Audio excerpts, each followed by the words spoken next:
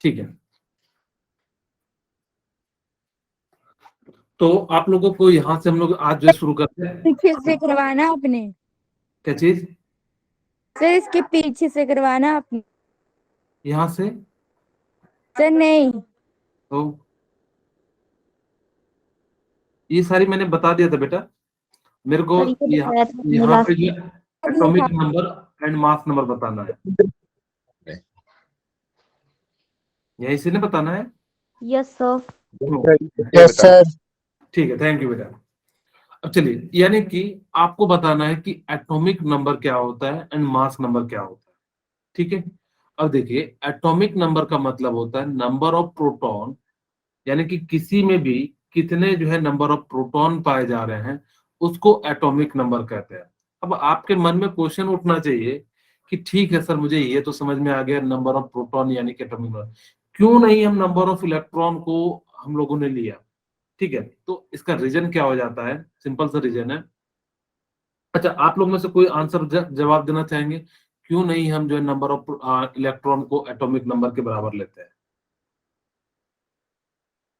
अभी इसको भूल जाओ फिलहाल, अभी इस चीज को आप भूल जाइए। ठीक है, मैं बाद में लिखूंगा फिर से।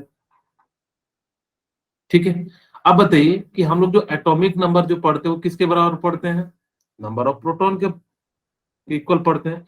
क्यों नहीं हम नंबर ऑफ इलेक्ट्रॉन के बराबर करते हैं? क्योंकि जितना प्रोटॉन होता है किसी एटम में, उतना ही क्या हो जाता है, यानी कि जो है आपका इलेक्ट्रॉन होता है। लेकिन हम लोग फिर भी क्यों नहीं कहते कि जो number of atomic number equal to number of proton? क्यों नहीं कहते हैं? कोई बताना चाहेंगे? चलिए मैं बता देता सर हूँ। पता नहीं। हाँ ओके, मैं बता देता हूँ।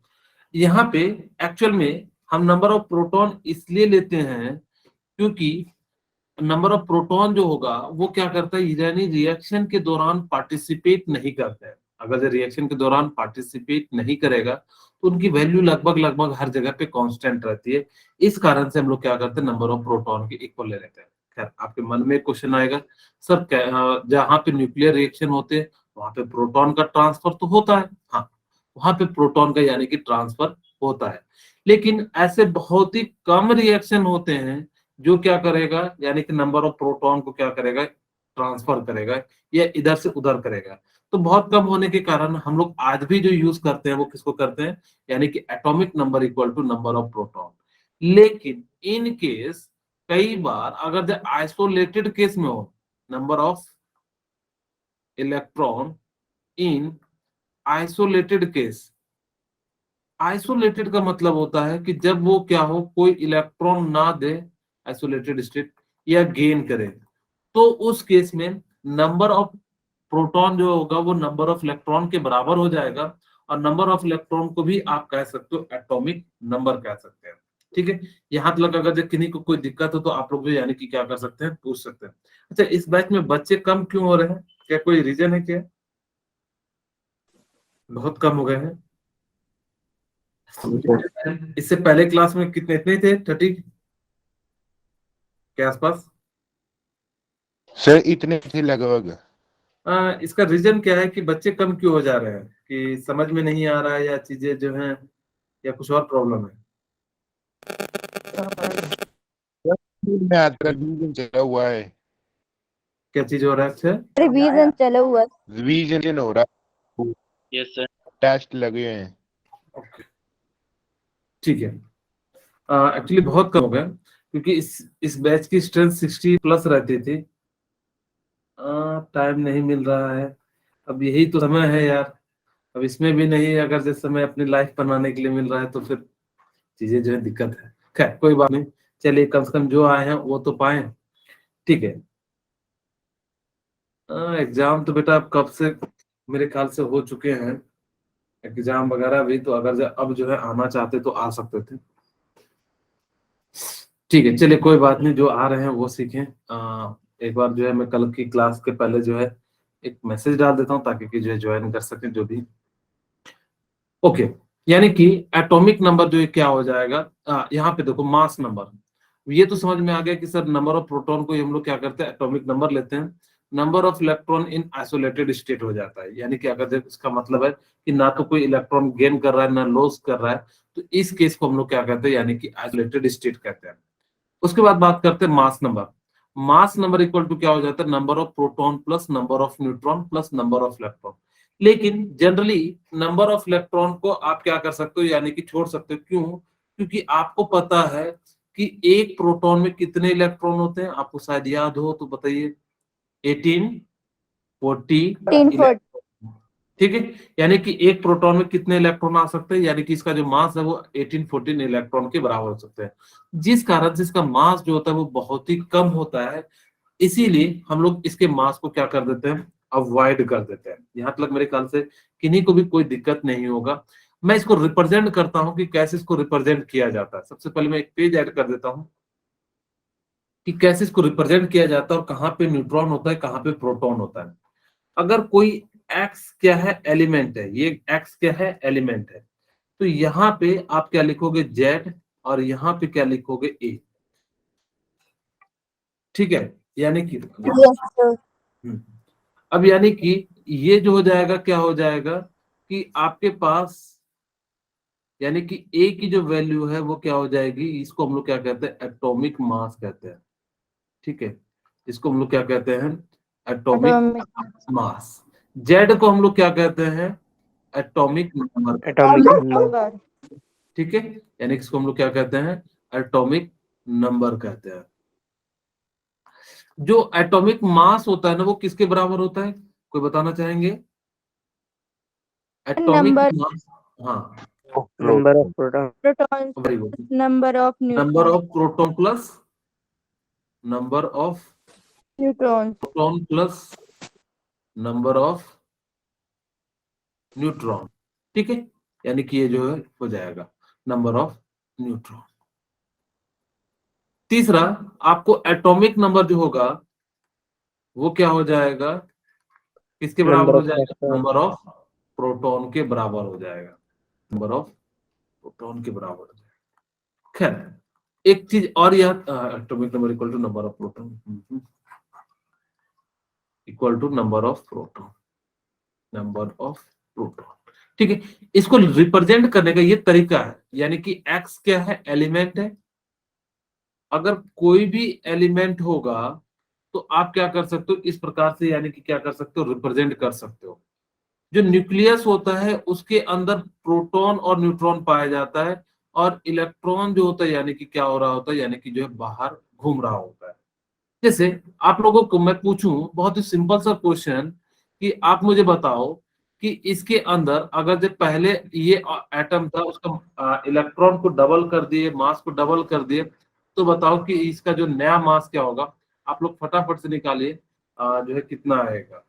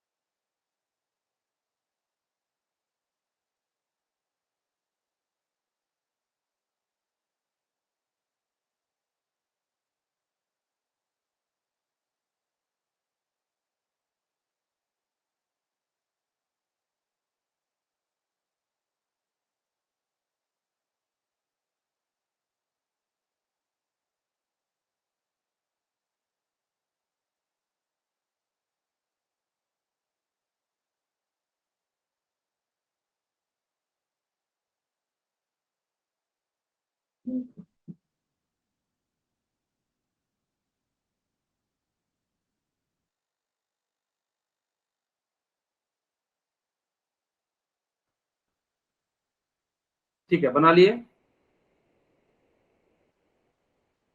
बन गया। चलिए मैं बना देता हूँ, एक टाइप का सिंपल सा टाइप का आप क्वेश्चन है। बना दो हाँ, ओके। अब देखो कि कहता है कि पहले मेरे पास कोई ऑक्सीजन एटम था, ठीक है, उसका एटॉमिक नंबर 16 था, मास नंबर कितना था, सॉरी, एटॉमिक नंबर 8 था, और मास नंबर यानी कि कितना था, यानी कि जो है 16 था। ओके, अब यहां से देखिए, यानी कि अगर जब मैं बात करूं इनिशियल केस में, अगर जब मैंने बात किया इनिशियल केस, और यहाँ पे जो है फाइनल केस ले लेता हूँ, इनिशियल और जो है यानी कि फाइनल ले लेता हूँ। अब देखो इनिशियल में प्रोटॉन कितने, आप लोगों को प्रोटॉन तो निकालने आता है ना, proton, electron, neutron. Yes sir. हाँ, तो बताइए प्रोटॉन कितना हो नीलम? 8 हो जाएगा, यानी कि एटॉमिक नंबर, जस्ट अभी मैंने बताया एटॉमिक नंबर को ही हम लोग क्या लिखते हैं, नंबर ऑफ प्रोटॉन, यानी कि एटॉमिक नंबर, यानी कि प्रोटॉन कितना हो जाएगा, 8। उसी तरीके से आप मुझे बताओ कि इसके अंदर न्यूट्रॉन कितना हो जाएगा? सर 8। Okay, sir 8। अब बताओ कि इसके अंदर इलेक्ट्रॉन कितना हो जाएगा? जितने प्रोटॉन होते हैं उतने ही इलेक्ट्रॉन होते हैं, अगर उस पर कोई चार्ज या, हाँ, यानी कि अगर चार्ज पॉजिटिव या निगेटिव ना हो। अब देखो वो क्या कहता है, if mass of neutron is double, यानी कि मास ऑफ न्यूट्रॉन को आप क्या कर दो, डबल कर दो, यानी कि 8 था तो यानी कि अब कितना हो जाएगा, 16 हो जाएगा। ठीक है, यस अब सर। बताइए, हाँ, अब मुझे बताओ कि प्रोटॉन यानी कि आपके पास कितना कह रहा है, यानी कि mass of proton is half, यानी कि 8 था तो यानी कि कितना कर देंगे, हमने हाफ कर दिया। ठीक है, यानी कि हमने क्या कर दिया, हाफ कर दिया। अब इलेक्ट्रॉन यानी कि कितना कह दे रहा है, यानी कि जो ट्रिपल कर देने के लिए, अगर जो ट्रिपल कर देंगे तो यानी कि कितना हो जाएगा, 24 इलेक्ट्रॉन हो जाएगा। 24। अब आपको बताओ कि इसका फाइनल मास कितना हो जाएगा, प्रोटॉन प्लस न्यूट्रॉन, इलेक्ट्रॉन के मास को हम लोग क्या करते हैं, ना के बराबर लेते हैं, यानी कि कितना हो जाएगा, मास इक्वल टू 4 + 16। ठीक है, तो जिस कारण से हम लोग क्या कर सकते हैं कि हम लोग जो है यानी कि जो है इस प्रकार से लिख देंगे, तो यानी कि कितना हो जाएगा, ये जो है 20। 20।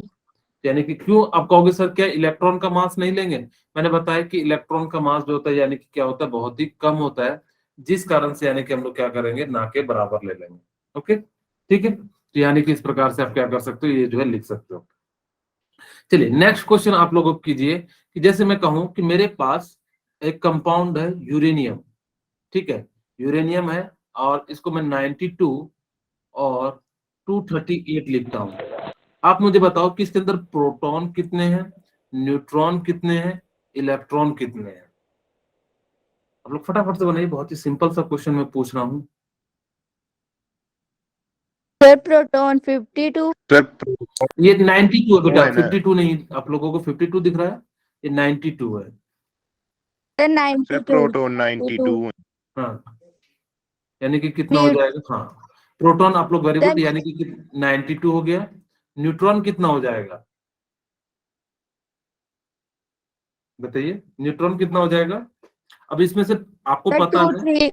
हाँ, वेरी गुड, यानी कि जो इसमें से 280 238 में से 92 को क्या कर देंगे, माइनस कर देंगे। सबसे पहले इलेक्ट्रॉन तो आप लिख ही सकते हो, यानी कि जितना प्रोटॉन होता है, क्योंकि ओवरऑल एटम क्या होता है, न्यूट्रल होता है, तो यानी कि कितना हो गया, 92। अब देखो यानी कि आपसे पूछ रहा है न्यूट्रॉन, न्यूट्रॉन कितना हो जाएगा, आपको पता है मास नंबर इक्वल टू क्या हो जाएगा, प्रोटॉन प्लस न्यूट्रॉन। ठीक है, अब आप बताइए कि आपने प्रोटॉन कितना निकाला, 92। 92। मास नंबर आपको पता है कि जस्ट अभी मैंने बताया, ऊपर में जो लिखते हैं मास नंबर लिखते हैं, यानी कि 238 इक्वल टू प्लस न्यूट्रॉन की वैल्यू आपको निकालनी है, तो मैं एक्स मान लेता हूं, तो यानी कि 238 माइनस 92, तो इसकी वैल्यू कितनी हो जाएगी, 6, और इसकी वैल्यू कितनी हो जाएगी, 4, और इसकी वैल्यू कितनी हो जाएगी, 146।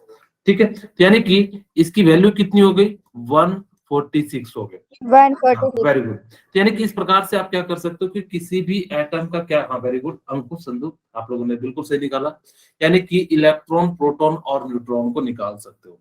ठीक है, अगर मैं कहूं कि आपके पास एक और छोटा सा क्वेश्चन दे देता हूं इसी तरह का, आप लोगों के लिए मैं दे देता हूं, बहुत ही सिंपल सा दे रहा हूं ताकि कैलकुलेशन आसानी से कर लो।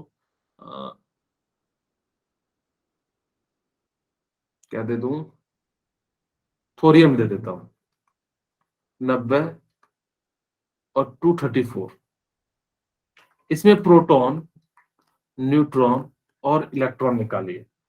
ठीक है, अब इसमें जो है यानी कि क्या कीजिए, प्रोटॉन 9। हाँ very proton good, proton 90। 90। Very good, electron, sir electron 90। Electron भी 90। हाँ, और ये कितना हो जाएगा, मेरे ख्याल से 144। 144। यानी कि इस प्रकार से आपके पास कभी भी आए तो आप क्या कर सकते हो, इलेक्ट्रॉन, प्रोटॉन और न्यूट्रॉन निकाल सकते हो। ठीक है, यहाँ तक को कोई दिक्कत नहीं है। अब आपके पास देखो ये क्वेश्चन दिया है, जस्ट मैंने इसी टाइप का कभी क्वेश्चन कराया था, आप यहाँ से जो यानी कि क्या कर सकते हो, जो निकाल सकते हो। ठीक है, आप लोगों के पास मैं समय दे रहा हूँ 1 मिनट का, तो आप लोग फटाफट से इसको ट्राई कर लीजिए।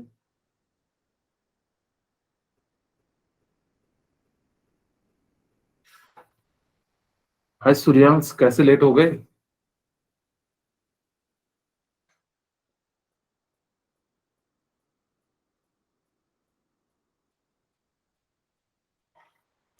बन गया? जस्ट अभी जस्ट मैंने बताया, पहले आप लिख लो और फिर उसके अनुसार से यानी इसको सॉल्व करते चले जाओ। ओके, मैं ही करवा देता हूँ। चलिए, अब देखो कह रहा है कि x-2 कोई एक unknown element in which number of electron is 10। अब देखो मेरे को बताओ कि x-2 है, नंबर ऑफ इलेक्ट्रॉन आपको दिया हुआ है। अगर मैं कहूं कि मैंने इसका इलेक्ट्रॉन मान लिया e, तो यानी कि e+2 इक्वल टू 10 हो जाएगा। तो एक्चुअल में इसके पास इलेक्ट्रॉन कितने हैं, यानी कि 8। अब आपको पता है जितना इलेक्ट्रॉन होगा उतना ही प्रोटॉन हो जाएगा, तो प्रोटॉन यानी कि उसके पास कितने हो गए, 8। और अगर एक्चुअल की हम बात करें तो एक्चुअल में कितने इलेक्ट्रॉन हो जाएंगे, यानी कि 8। अब वो कहता है कि and the number of neutron is 2 times of actual electron. तो एक्चुअल में इलेक्ट्रॉन कितने, 8, तो न्यूट्रॉन की संख्या कितनी हो जाएगी, 8 into 2, यानी कि कितना हो गया, 16। अब आपसे मास पूछ रहा है, तो मास कितना हो जाएगा, 8 into 16। अगर जब मास नंबर इक्वल टू कितना हो जाएगा कि प्रोटॉन प्लस यानी कि न्यूट्रॉन, प्रोटॉन यानी कि 8 है, न्यूट्रॉन कितना है 16, तो यानी कि कितना हो जाएगा 24 हो जाएगा।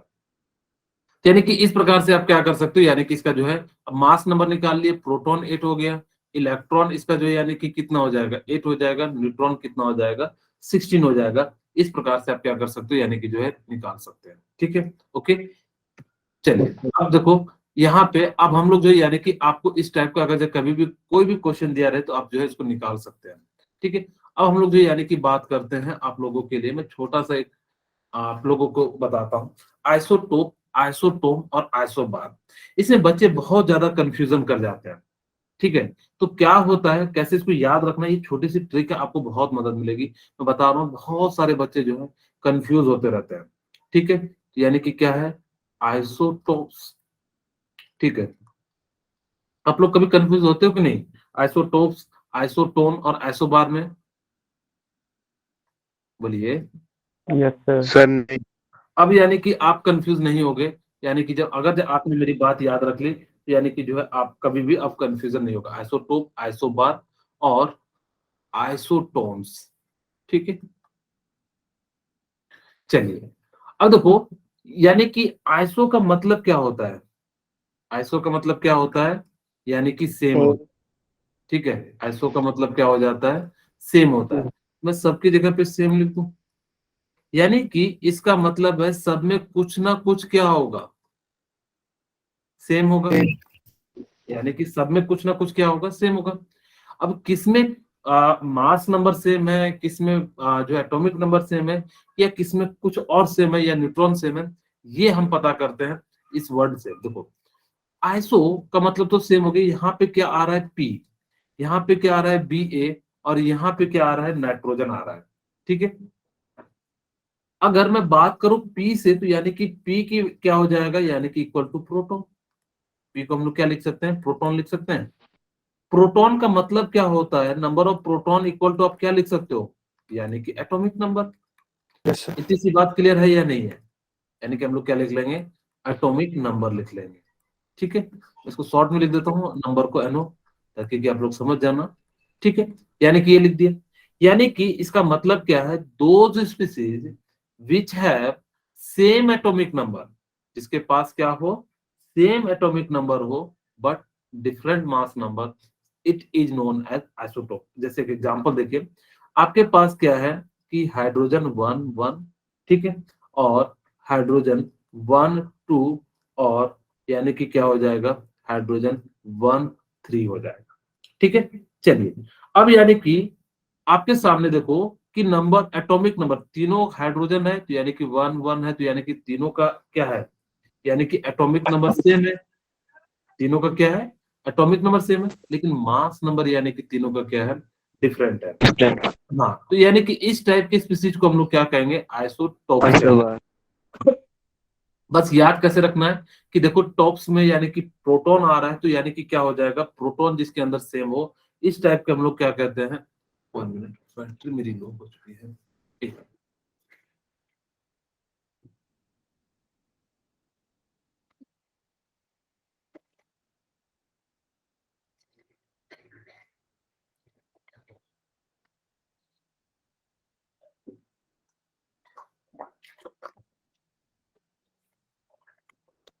ठीक है, अब यहाँ पे ध्यान से देखिए कि आपके पास यानी कि क्या हो जाएगा, जिसके पास यानी कि क्या हो, प्रोटॉन सेम हो। देखो यहाँ पे सबके पास एटॉमिक नंबर सेम है, लेकिन मास नंबर क्या डिफरेंट है।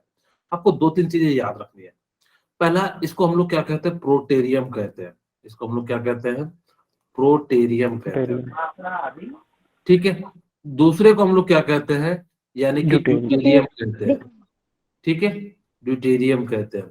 तीसरों को हम लोग क्या कहते हैं, ट्रिटेरियम कहते हैं। ट्रिटेरियम। Okay, very good.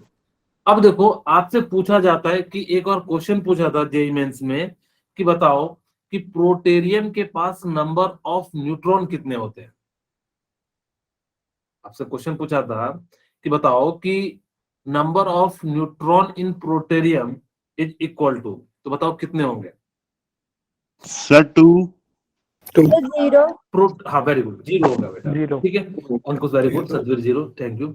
यानी कि जो इसके जो होगा, देखो खुद सोचो, यानी कि मास नंबर है और इसको हम लोग क्या कहेंगे, प्रोटॉन कहेंगे।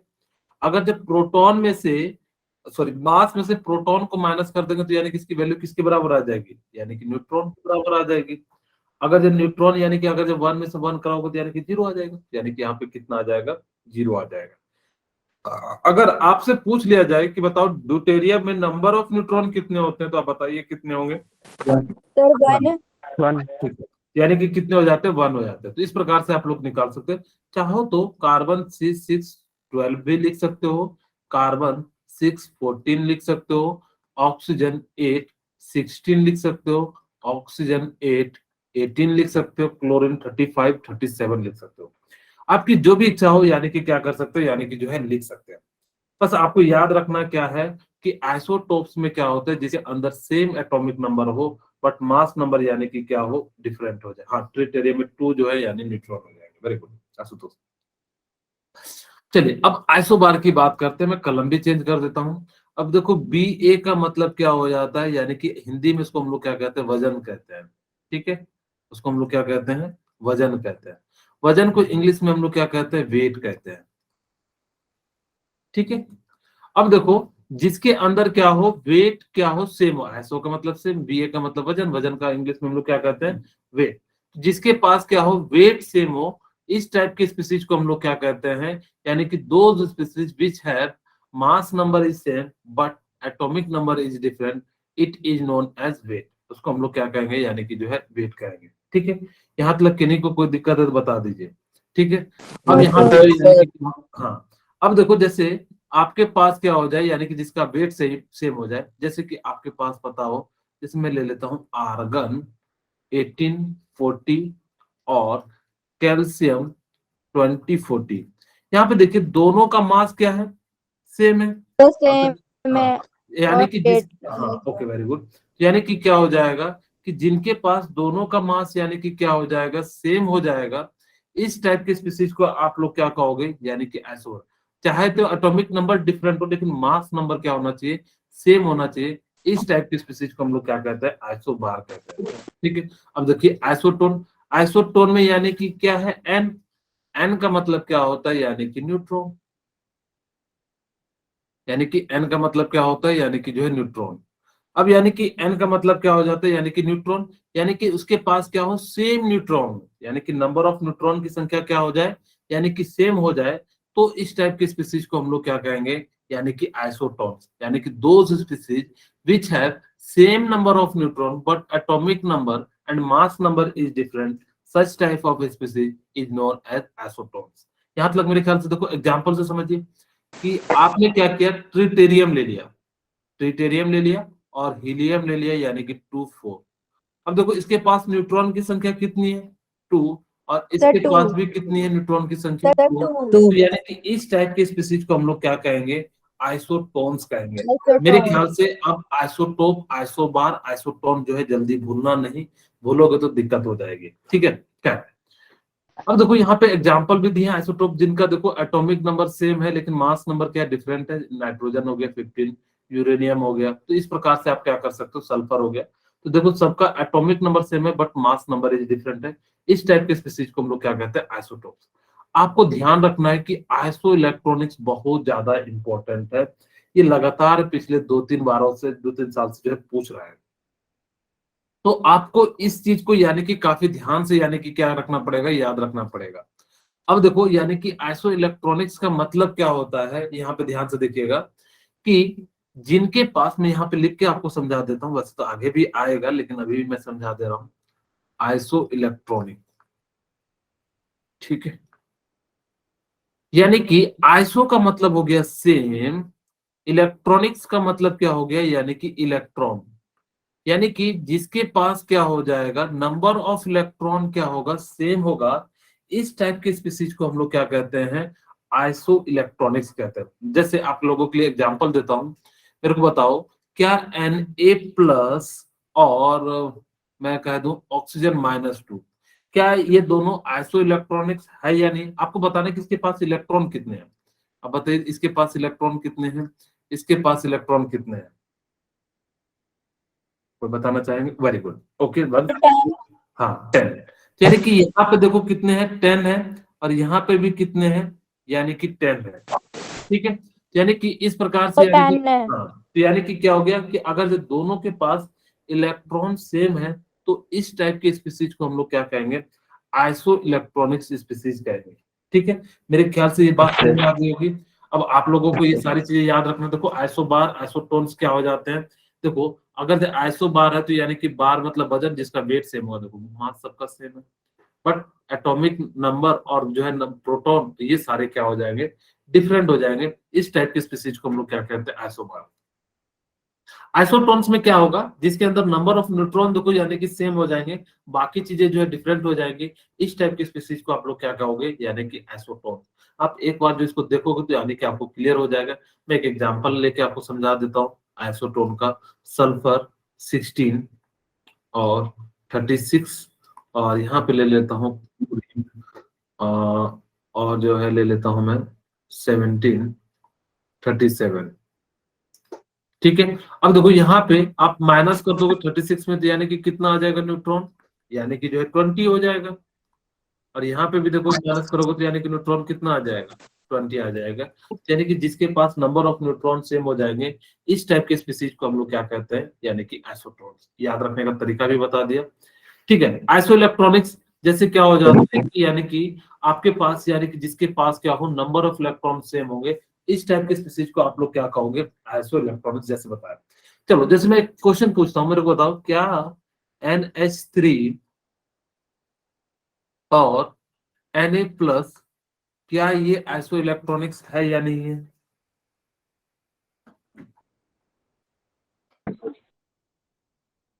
हाँ, बोलिए, कोई बताना चाहेंगे क्या ये आइसो इलेक्ट्रॉनिक्स है।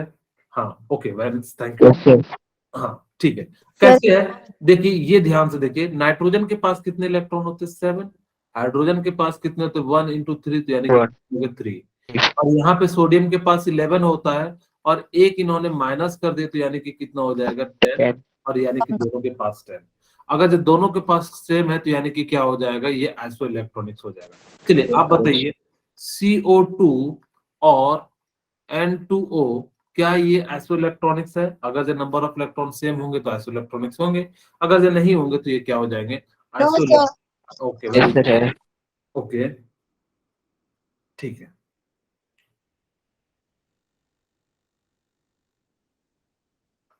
ठीक है, चलिए मैं बना दूं। Very good Neelam, thank you. यानी कि वो जो नहीं है। अब चेक करते हैं, यानी कि आपको क्या करना है कि कभी भी इस टाइप का क्वेश्चन दिया रहे ना, तो निकाल लेना। कार्बन के पास कितने होते हैं, 6। ऑक्सीजन के पास कितने होते हैं, यानी कि 8। 8 × 2 यानी कि कितना हो जाएगा, 16। और ये वैल्यू कितनी आ जाएगी, 22। उसी तरीके से N2 यानी कि कितना होता है 7, तो 7 into 2 14 प्लस 8 यानी कि कितना हो जाएगा 22, यानी कि दोनों के पास इलेक्ट्रॉन यानी कि क्या है, सेम है। इस टाइप के स्पीसीज को हम लोग क्या कहेंगे, आइसो इलेक्ट्रॉनिक स्पीसीज कहेंगे। अब आपके सामने देखो 2 क्वेश्चन है, फटाफट से आप लोग इसको बनाइए। किसी को कोई दिक्कत है तो आप लोग पूछ लीजिए, लेकिन फटाफट से आप लोग इसको बना लीजिए।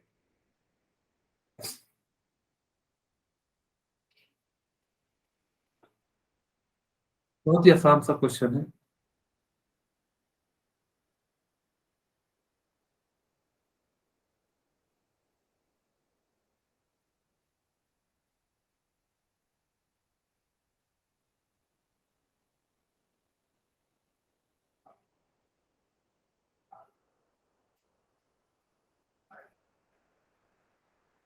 number of protons 35 और वेरी गुड नीलम। neutrons 55 electrons 35। Okay very good, ठीक है। यानी कि देखो आपके पास देखो बी आर दिया हुआ है, ये 35 है, और ये कितना दिया हुआ है यानी कि 80। इसका मतलब ये क्या हो गया, very good, thank you Satveer. ये जो है यानी कि क्या है, एटॉमिक नंबर है। अगर एटॉमिक नंबर है तो यानी कि क्या हो जाएगा, ये किसके बराबर हो जाता है, प्रोटॉन की। आपको मैंने बताया, तो यानी कि प्रोटॉन की संख्या आपने क्या निकाल ली, 35 निकाल ली। तो यहाँ पे जो है प्रोटॉन यानी कि कितना हो गया, 35 हो गया। खैर, आपको पता है जितना प्रोटॉन होता है उतना ही क्या होता है, अगर जब कोई चार्ज नहीं है नेगेटिव पॉजिटिव, तो उतना ही क्या हो जाता है, इलेक्ट्रॉन भी हो जाता है। तो इलेक्ट्रॉन भी कितना हो जाएगा, 35। ठीक है।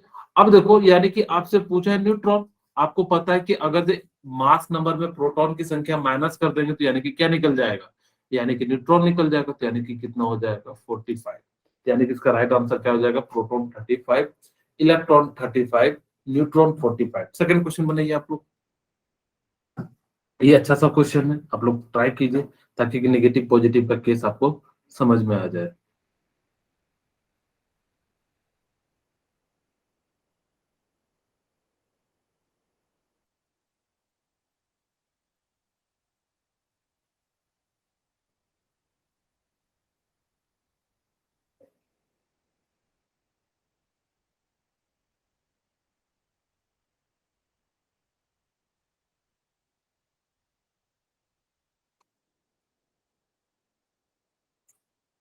बन गया, चलिए मैं बना देता हूँ, शायद कई बच्चों के मन में जो है दिक्कत आ रही होगी।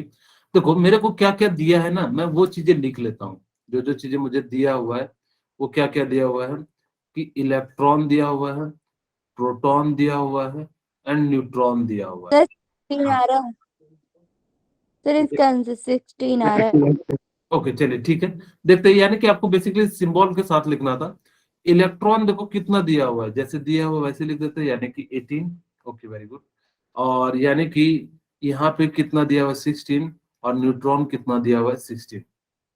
खुद सोचिए कि हमेशा जब भी एटम होगा, very good Ankush, thank you, आपने बिल्कुल सही बनाया। ठीक है 32, वेरी गुड आशुतोष। अब यानी कि आप खुद सोचिए कि प्रोटॉन और न्यूट्रॉन इलेक्ट्रॉन तो सेम होना चाहिए, क्योंकि इसके कारण यानी कि क्या होता है, यानी कि न्यूट्रल होता है, लेकिन ये न्यूट्रल नहीं है, निगेटिव ज्यादा है। तो यानी कि कोई भी एटम होगा उस पर निगेटिव होगा -2। खैर, जितना प्रोटॉन होता है वही एटॉमिक नंबर होता है। तो यानी कि आपको पता है 16 जो होता है वो किसका हो जाता है, यानी कि सल्फर का हो जाता है। अब अगर ये सल्फर का हो जाएगा तो यानी कि ये कितना हो जाएगा, 16। मास नंबर कितना हो जाएगा, 16 + 16 यानी 32। और आपको पता है जितना ज्यादा या प्रोटॉन इलेक्ट्रॉन हो जाएगा तो उतना जो है माइनस में लिख दोगे, यानी कि क्या हो जाएगा, इस प्रकार से जो है सल्फर S6032 -2। यानी कि इस प्रकार से आप क्या कर सकते हो, यानी कि जो है लिख सकते हो। क्या ये बात समझ में आई या नहीं आई? Yes, sir. किन्हीं को कोई दिक्कत है तो पूछ लीजिए। No sir. ओके, बाकी किन्हीं को जो है अगर जो दिक्कत आ रही हो तो पूछ लीजिए। सर एक बार बता दो फिर। ओके वेरी गुड, अच्छे, थैंक यू। देखो मैंने क्या कहा कि आप ये चीज याद रखना कि देखो मेरे को क्या कहा कि ये चीजें गिवन है, यानी कि इलेक्ट्रॉन कितना दिया हुआ है 18, प्रोटॉन कितना दिया हुआ है 16, और न्यूट्रॉन दिया हुआ है 16। ये हमने कहां से लिया, क्वेश्चन से ले लिया। आप खुद सोचो कि इलेक्ट्रॉन की संख्या ज्यादा है।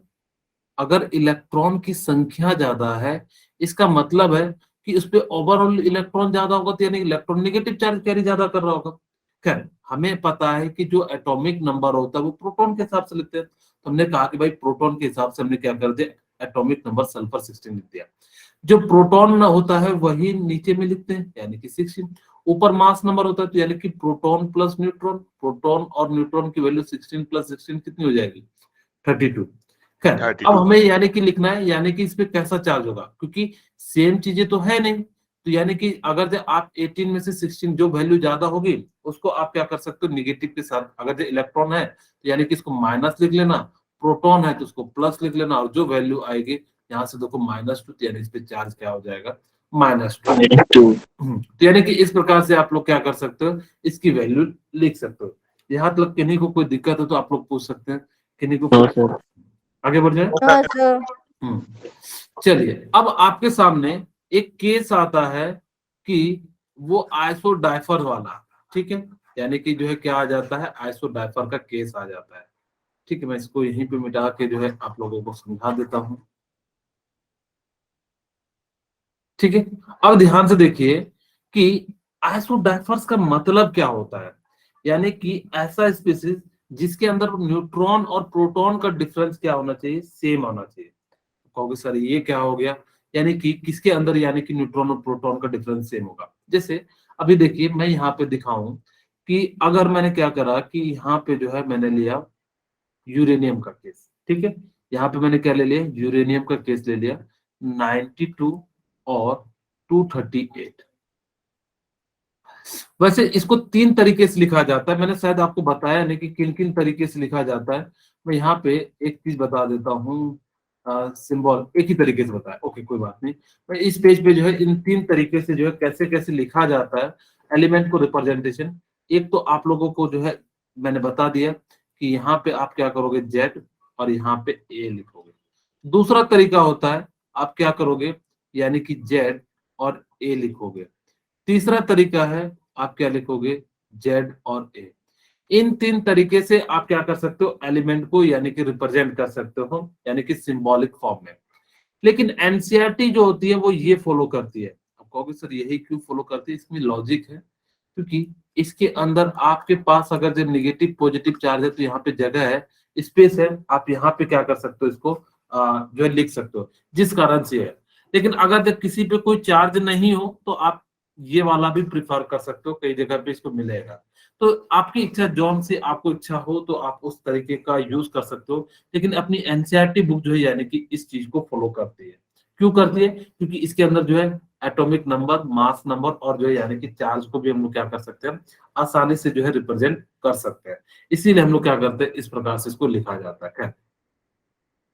अब देखिए यानी कि ये बातें जो है यानी कि आइसोडाइफर्स के केस के लिए हम लोग जो है यानी कि बात कर रहे हैं। अब बताओ प्रोटॉन कितना है इसमें, 92। 92। हाँ, इलेक्ट्रॉन कितना है, 92। और न्यूट्रॉन की वैल्यू कितनी हो जाएगी, अब देखो उसको माइनस करूंगा तो यानी कि 146। 146। ठीक है, हो जाएगा 146 हो जाएगा। अब मुझे बताओ कि अगर मैं यहाँ पे बात करूं किसके लिए, थोरियम के लिए, ठीक है, यानी कि मैं किसके लिए बात कर रहा हूं, थोरियम के लिए। अब देखो थोरियम के पास क्या है, हमारे पास 90 और 234। मुझे बताओ प्रोटॉन कितना है इसके पास, 90। सर 90। ठीक है, इलेक्ट्रॉन कितना है, 90। सर 90। न्यूट्रॉन कितने हैं, यानी कि आप देखो यानी कि इसमें से माइनस कर देंगे तो यानी कि कितना हो जाएगा, 4। और ये कितना हो जाएगा, 4, यानी कि 144। ठीक है, अब देखो यानी कि कहता है न्यूट्रॉन और प्रोटॉन का डिफरेंस। अब मैं पहले केस के लिए निकालता हूं, अगर जब मैं केस इसको 1 मान लेता हूं, इसको केस 2 मान लेता हूं, तो मैं केस 1 के लिए निकालता हूं। अब देखो प्रोटॉन न्यूट्रॉन में से माइनस कर दोगे तो यानी कि n माइनस पी केस 1 के लिए, और केस 2 के लिए n माइनस पी। अब देखिए n माइनस पी कितना हो जाएगा, कि न्यूट्रॉन इस वाले थोरियम के केस के लिए कितना है, यानी कि जो है 146 माइनस प्रोटॉन कितना है 92, यानी कि कितना वैल्यू आ जाएगा 4 और यानी कि 5। 54। यहाँ पे देखिए न्यूट्रॉन कितना है 144 माइनस 90, यानी कि इसकी वैल्यू कितनी आ गई 54। तो देखो दोनों की वैल्यू क्या आ जाएगी, सेम आ जाएगी।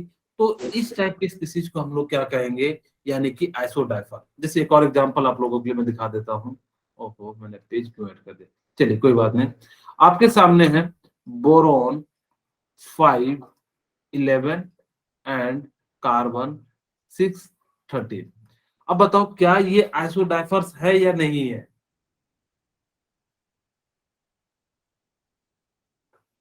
आपको बताना है क्या ये आइसोडाइफर्स है या नहीं है।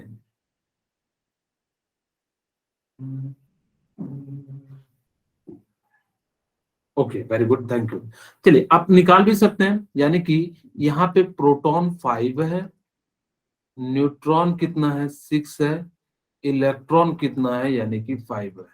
यहाँ पे दिखाते हैं प्रोटॉन कितना है 6 है, न्यूट्रॉन कितना है 7 है, और इलेक्ट्रॉन कितना है 6 है। अब डिफरेंस निकालते हैं। Proton minus neutron equal to कितना हो जाएगा, यहाँ पे निकालोगे तो 6 - 5 इक्वल टू कितना हो गया 1। यहाँ पे प्रोटॉन और न्यूट्रॉन को माइनस करेंगे तो यानी कि कितना हो जाएगा, इक्वल टू 7 - 6, और इसकी वैल्यू कितनी आ जाएगी 1। यानी कि ये भी क्या है आप लोगों का, यानी कि जो है आइसोडाइपर है। खैर ये आईआईटी ने पूछा था, इसलिए मैंने इसको आप प्रीवियस ईयर का देखोगे तो वहां पे आपको मिल जाएगा। अब देखो दूसरा चीज है आपके सामने कि आपको पूछा जा रहा है कि N2O और CO2 आइसोस्टेयर्स। तो सबसे पहले तो समझो कि आइसोस्टेयर्स का मतलब क्या होता है। आइसोस्टेयर ऐसे स्पीसीज होते हैं जिनके पास नंबर ऑफ इलेक्ट्रॉन भी सेम हो, नंबर ऑफ एटम भी सेम हो। इस टाइप के स्पीसीज को हम लोग क्या कहते हैं, आइसोस्टेयर्स कहते हैं। ठीक है, जैसे देखिए, यानी कि आपका यहाँ पे क्या हो जाएगा कि कार्बन के पास कितने कार्बन एक एटम है और ऑक्सीजन कितने एटम है, यानी कि 2 एटम है। तो यानी कि टोटल एटम कितने हो गए, यानी कि 3। यहाँ पे भी कितने हो जाएंगे टोटल एटम जो है, यानी कि 3 हो जाएंगे। ठीक है, तो यानी कि इस प्रकार से हम लोग क्या कर सकते हैं। One minute।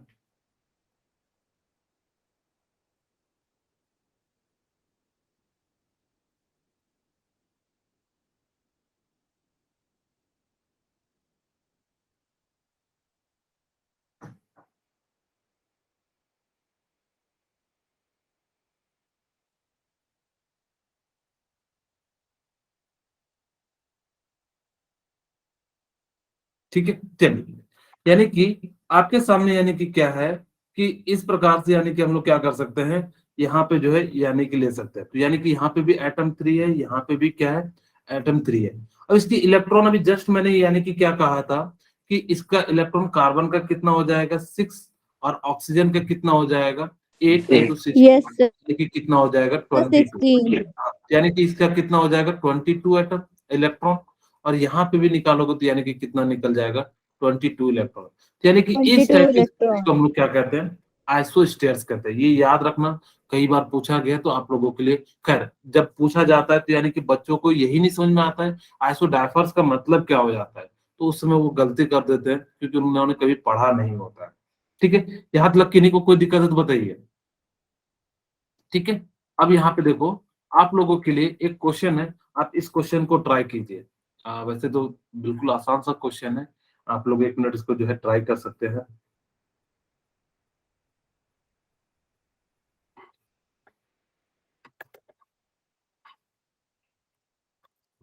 बन गया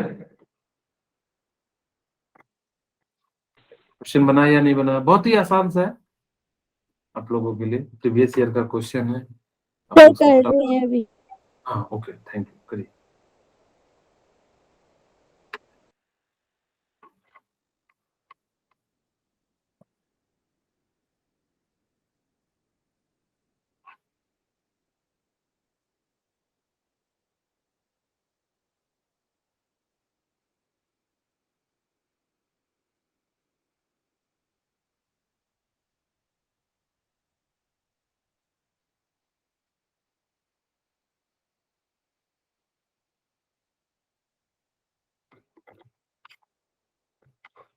मैं बना दूं क्या?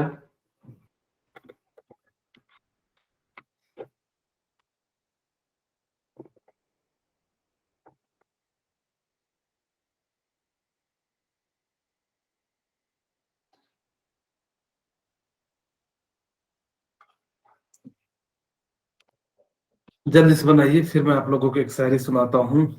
ठीक है, यस सर बना दो। ओके, चलिए मैं बना देता हूँ। आप लोगों को शायद थोड़ी सी दिक्कत हो रही होगी कि कैसे इसको बनाएंगे।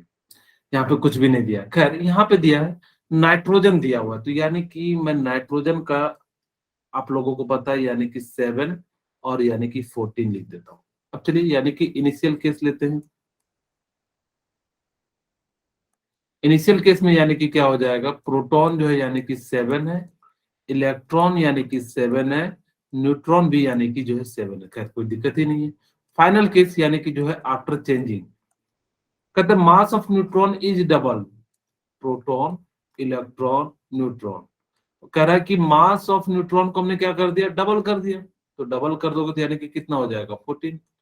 अब वो कहता है इलेक्ट्रॉन इज डबल, तो इलेक्ट्रॉन को भी हमने डबल कर दिया। अब वो कहता है कि प्रोटॉन इज ट्रिपल, यानी कि पहले 7 था, अब वो कितना हो जाएगा, 21। अब यानी कि प्रोटॉन और न्यूट्रॉन के मास को जोड़ोगे तो यानी कि कितना आ जाएगा, 35। यानी कि जो है क्या हो जाएगा, इस प्रकार से आंसर कितना हो जाएगा, 35। ओके, चलिए कहा जाता है कि, हाँ समझ में आ गया ना, किन्हीं को कोई दिक्कत है? हाँ, कहा जाता है वहां तूफान भी हार जाता है जहां कश्तियां जिद पर होती है। इसका मतलब ये होता है कि कई बार आपके सामने ऐसी चुनौतियां आएंगी, लेकिन आप अगर जब डटे रहोगे, वहां तूफान भी हार जाता है। यानी कि जब समुद्र के अंदर जब बहुत ज्यादा जो है हलचल होती है, तो वहां पे जब कश्तियां जीत पे, यानी कि छोटा सा नाव, सोचो कितना बड़ा समुद्र में उस तूफान के पानी को झेलना बड़ा मुश्किल होता है। तो वो क्या करेगा, अगर जो जिद पे होती है, यानी कि मुझे करना है तो करना है हर हाल में, अगर जिसके मन में अगर जो भीतर अगर जो एक बार आग जल गई, तो समझो कि उसको दुनिया की कोई ताकत नहीं रोक सकती, यानी कि उसको अचीव करने से। लेकिन अधमरे मन से, जैसे कि ठीक है ना, कर रहे हैं, हो जाएगा, उससे सफलता नहीं मिलेगी। सफलता तभी मिलती है जब उसके लिए जिद होनी चाहिए, जुनून होना चाहिए कि नहीं मुझे करना है तो करना है। क्योंकि आपको फिर समय जो है ना मोहताज नहीं होगी। फिर कल आपको सिर्फ ये कहोगे कि मैं ये करता तो शायद ये हो जाता। मैं चाहता हूं कि कभी भी ऐसा ना आए आप लोगों के साथ। आप एक रेगुलर तरीके से क्वेश्चन कीजिए, अब रेगुलर तरीके से आप लोग जो है अटेम्प्ट कीजिए, क्लासेस कीजिए। फिर धीरे धीरे जो हम लोग यानी कि क्या करेंगे, एक अच्छा मुकाम हासिल करना है आपको भी और हमें भी। ठीक है, क्योंकि आप अगर अच्छा करोगे तो हमारा भी जो है यानी कि क्या हो जाएगा, बेनिफिट हो जाएगा। ठीक है, ओके। अब चलिए यहाँ पे जो है इस प्रकार से आप लोगों के लिए जो है ये सारी चीजें हो गई। अब हम लोग जो यानी कि जो है बात करते हैं कि इलेक्ट्रोमैग्नेटिक्स वेव्स के लिए जो है यानी कि हम लोग क्या करते हैं, यानी कि जो है बात करते हैं। एक्चुअली अब देखो इलेक्ट्रोमैग्नेटिक्स वेव्स की जरूरत क्यों पड़ी, तो मैं बताऊं। एक्चुअली बोर्स, अब देखो रदरफोर्ड के अंदर जो है डिमेरिट थी, क्या आप लोगों को याद है रदरफोर्ड की डिमेरिट? तो बताना Yes. चाहेंगे? हाँ, तो यानी कि रदरफोर्ड के अंदर 2-3 डिमेरिट थे। एक तो मैंने कहा था कि वो इलेक्ट्रॉन जो यानी कि चक्कर काट काट के जो यानी कि क्या आ जाएगा, न्यूक्लियस में जो है मिल जाएगा। जिस कारण से यानी कि क्या हो जाएगा कि वो जो है न्यूक्लियस के अंदर आ जाएगा। तो जैसे ही न्यूक्लियस के अंदर आ जाने के कारण जो है यानी कि क्या हो जाएगा, वो धीरे से स्टेबल नहीं होगा या अनस्टेबल हो जाएगा। दूसरा, उन्होंने परफेक्ट नहीं बताया कि कहाँ कहाँ इलेक्ट्रॉन होंगे और कहाँ नहीं होंगे। इस चीज के बारे में भी यानी कि क्या करा था, यानी कि जो है नहीं बताया था। ठीक है, तो जिस कारण से यानी कि क्या हो जाएगा कि उसकी कमियां को कोई ना कोई तो दूर करने वाला होना चाहिए। तो उस कमी को दूर करने के लिए आते हैं बोर साहब, और वो कहते हैं कि मैं जो है रदरफोर्ड तेरी कमियों को दूर करूंगा। वैसे आजकल कोई किसी की कमियों को दूर नहीं करता है। अपने आप की कमियां को दूर करना चाहिए। ठीक है, तो जिस वजह से आप जितना ज्यादा जो है यानी कि अपनी कमियों को दूर करोगे तो आप उतना ज्यादा अच्छे होते चले जाओगे। ओके, चलिए, दूसरों की गलतियों से हमें सीखना है और एक अच्छा हमें जो है हासिल मुकाम करना है। खैर, तो यानी कि बोस ने भी यही सोचा, कहा कि मेरी क्लास जो है नहीं हो रही है, अभी तो शुरू नहीं हुआ, 9-10 में है ना। चलो,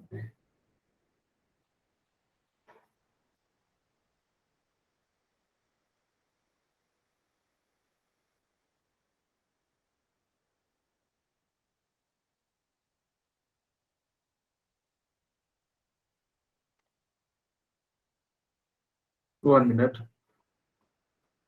9 बजे के बाद ज्वाइन करना।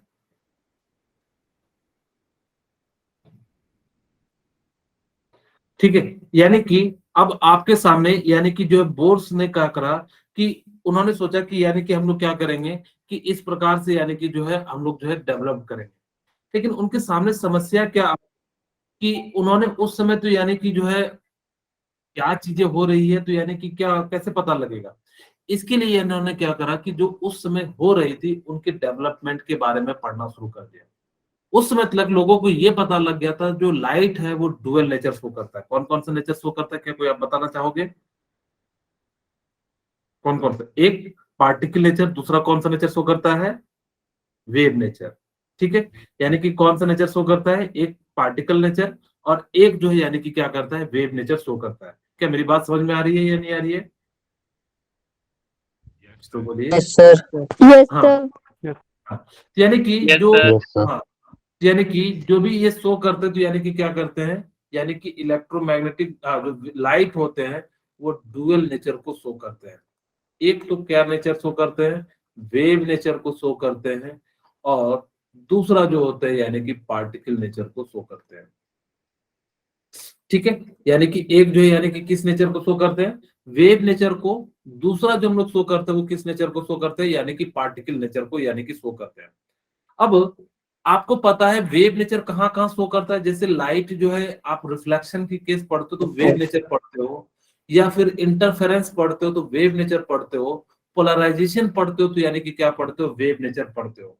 अब कहोगे सर पार्टिकल नेचर कहाँ पढ़ते हैं? आप ब्लैक बॉडी रेडिएशन पढ़ते हो तो वो पार्टिकल नेचर होता है। अगर आपने क्या पढ़ा यानी कि फोटो इलेक्ट्रिक इफेक्ट पढ़ा तो वो जो है यानी कि क्या हो जाता है? यानी कि पार्टिकल नेचर का होता है। तो इस प्रकार से यानी कि जो लाइट जो होते हैं वो डुअल नेचर को शो करते हैं, एक वेव नेचर और दूसरा यानी कि कौन सा नेचर को? पार्टिकल नेचर को यानी कि शो करते हैं। खैर, हम लोग यहाँ पे अब देखो आप लोगों के घरों के अंदर कई जगह पे डायरेक्ट सन की लाइट नहीं जाती होगी, तो भी वहां पे जो है रोशनी जाती है। क्यों? क्योंकि light is made of photon. ठीक है, लाइट किस में होता है? फोटोन का होता है। तो आप कहोगे सर फोटोन क्या होता है? फोटोन बेसिकली क्या होता है? पैकेट ऑफ एनर्जी होती है। क्या होता है? पैकेट ऑफ एनर्जी को हम लोग क्या कहते हैं? यानी कि जो है फोटोन कहते हैं। यही फोटोन यानी कि क्या करता है कि आपके बल्ब से निकल रहा है। मैं एक क्वेश्चन भी कराऊंगा जो कि जे मेंस में आया हुआ था, एडवांस में भी आया था फोटोन पे। आगे हम लोग एक क्वेश्चन कराएंगे।